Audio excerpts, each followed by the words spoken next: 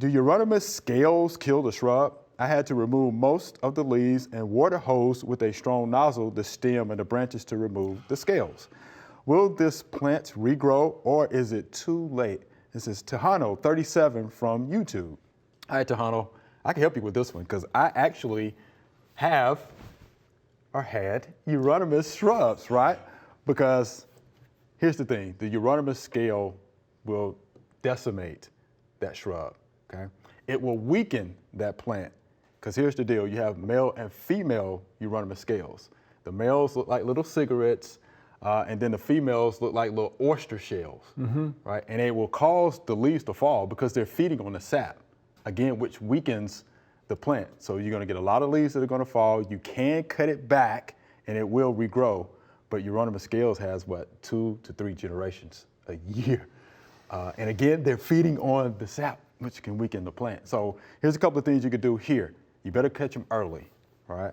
When they're in the crawler stage, key, yeah. right? Because you can control those with the oils. So neem oil, horticultural oil would be fine. If you're trying to control those adults, which are gonna be tough, because remember the female has a shell, okay? You're gonna have to use the systemics, right? And dinutefuran, is one that comes to mind that you can use, which is safari. So, yeah, I mean, the shrub can be saved, but yes, make sure that you're gonna be treating that shrub early in the year. So we're talking, in March, June, the latest, so get it, late spring, early summer. Preventative is the key. We're on to something here. Yeah, we're on to something. Right, because it will make those, those shrubs look pretty bad, and that shrub will drop a lot of leaves.